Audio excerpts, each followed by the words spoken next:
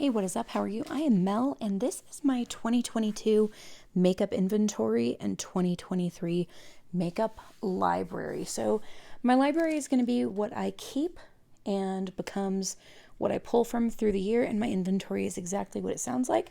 It's the inventory. So, as I go through these, I will be deciding what I'm going to depot, what might need a little bit more use, and also what I might pass on. So I'm going to be doing this for all of my palettes. Not shown are Natasha Denona Retro and Natasha Denona Zendo. Those are both on the way. I just purchased them tonight from Mercari. I got them brand new in packages. So if you're looking for good prices on palettes from anyone, but Natasha Denona specifically, Mercari can be a great place to start.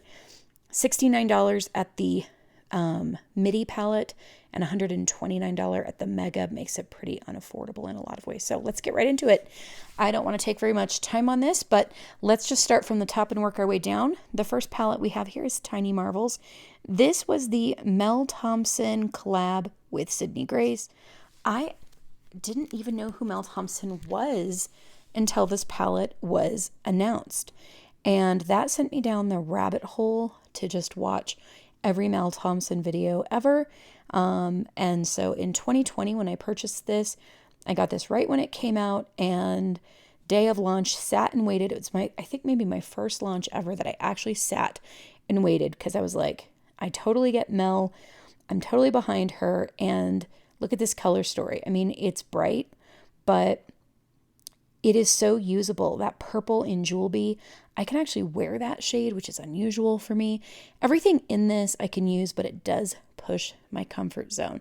I actually didn't pay anything for this because with Sydney Grace, I had done a deal where I got a gift certificate to use for future purchases if I purchased at a particular time.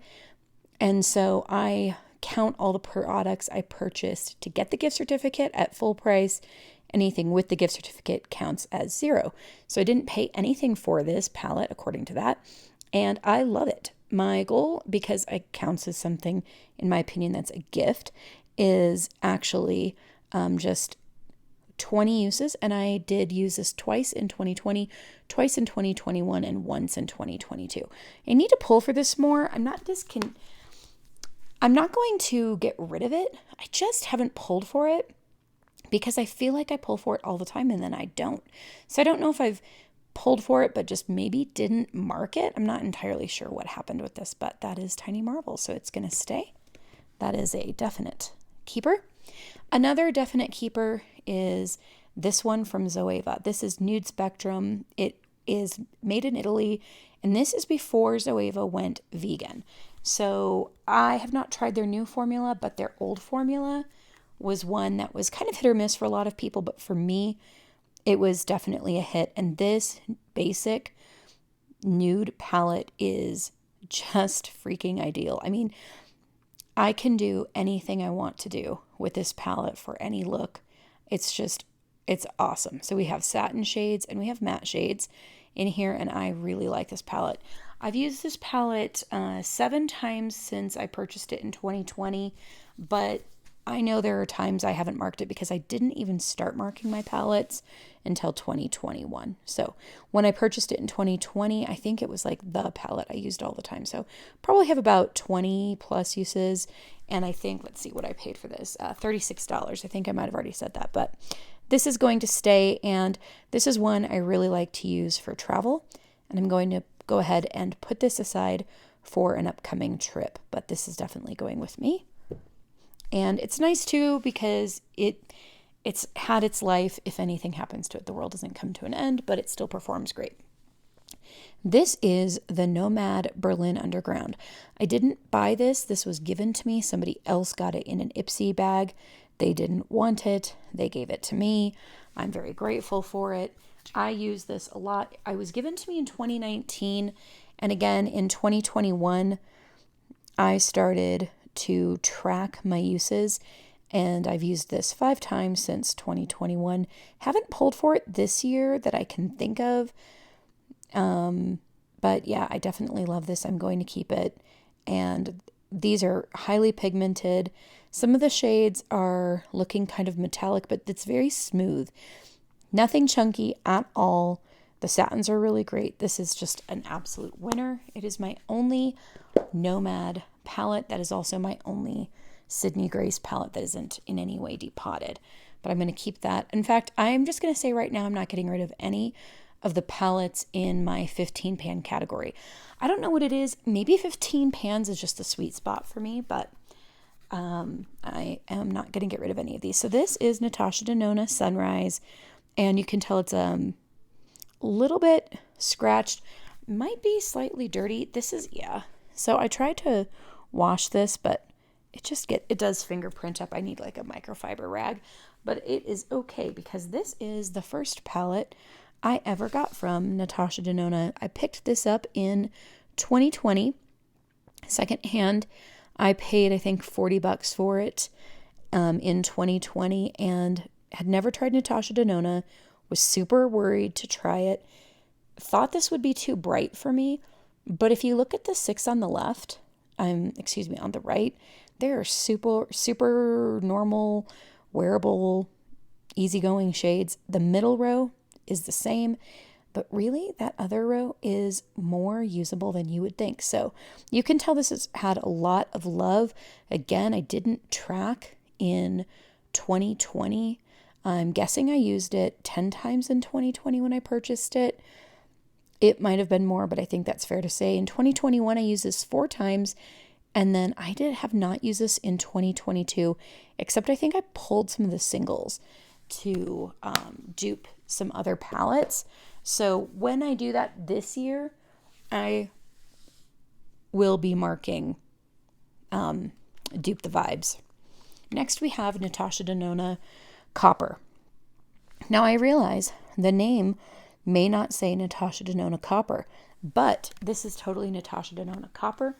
And every time I think of this palette as bronze, I end up disappointed. When I think of it as copper, I'm super happy. This is not a bronze palette. If you've ever owned anything that's made of bronze, these are not bronze shades. These are copper shades. They're beautiful, beautiful shades. In 2022, I've used this palette 12 times. I used it 5 times in 2021, and I actually randomly tracked this in 2020. I think it was near the end of 2020 that I picked it up, and I tracked it, and I used it 5 times. So I paid $51 for this. My goal would be 51 uses before this goes off. I've been trying to think about what that means is probably trying to use this 10 times a year, because probably 5 years is a maximum on any eyeshadow formula. I could be wrong, but I think that's a fair guess, safe to say. So I definitely am going to be trying to get this used 10 times or more in 2023, that is. Now we have Natasha Denona Glam. Okay, this one I picked up on Mercari. I sold other things. Yeah, this packaging I really hate. It just fingerprints so badly. But I like the packaging in some ways. I hate it in others. I only paid $13.65 for this because I sold a bunch of other makeup, and I don't count the full price. I actually just count what I didn't have in Mercari credit because I've already put all the rest of it into my budget. So for instance, if I were to sell this for $10 and buy something else for $20, I would count that as a $10 item because I would have already put this in at whatever I had purchased it for. But this is Glam. It is amazing. A lot of people say it's a cool tone palette. I would actually disagree. I think this is a true, very neutral, because even that crease shade, which is typically too gray of a shade, is just brown enough that I can pull this off and I can wear this. Now, I do wear NARS eyeshadow base, so it does have, that doesn't blank out the canvas completely. It just makes it adhere. So that might be partly why it pulls more neutral on me instead of pulling totally cool. In 2021, I used it 10 times. In 2022, 11 times. So I'm only 2 uses away from my lifetime goal for that palette, which is pretty cool. So I want to reach that this year. Next, we have a little bit better packaging because it's matte. This is the Biba palette on Natural. And I picked this up in 2022 December. So I've had it for right about a year. And this palette is really great. It actually has some very similar shades to the Glam palette in it. Like Sculpture is really close to Crease and Tar is really close to some stuff in Glam, but gorgeous palette. Love this one. And I used it 12 times in 2022. So very happy with that. Excuse me, 11 times. I did use this and roll this in for a deck of panning in January last year. And I think I got all 11 uses last January. I just kind of went to town and used this nonstop, which is a great way to get my annual uses. Since I do want to get 5 years, 80 uses, I think that a better goal for that one is going to be closer to 15 uses per year. Now you're going to see there's no way I'm going to reach these goals with the quantities of palettes I have. So that really helps me to be thoughtful of what I buy and thoughtful of what I keep. This is the Natasha Denona Triochrome. The Biba and the Triochrome and the Gold and the Sunset, these are all the mega palettes. And I prefer them. I prefer the larger pans. You're going to see Vert is missing. This is actually in a BYOP that I have going, but you can easily Google and look. I love this palette. I would, my goal was to just use it 20 times. I don't know why. I paid $60 for it in 2021, but for some reason, my goal was only to use it 20 times, and I've used it 5 times, not counting that single. So you can tell I accidentally nicked the gold green scarab shade, but everybody uses that term for their palettes. But this is a great one. Again, just a really nice palette, and I love that I can use the eyeshadows to do BYOPs. Next, we have Natasha Denona Gold. I picked this one up used, and it's a bit damaged on the cover, but mostly it's just that same, like, Lysol wipe doesn't really do it justice. These probably should be polished with, like, microfiber once they're sanitized to really give them their glow and luster, but that's slightly better.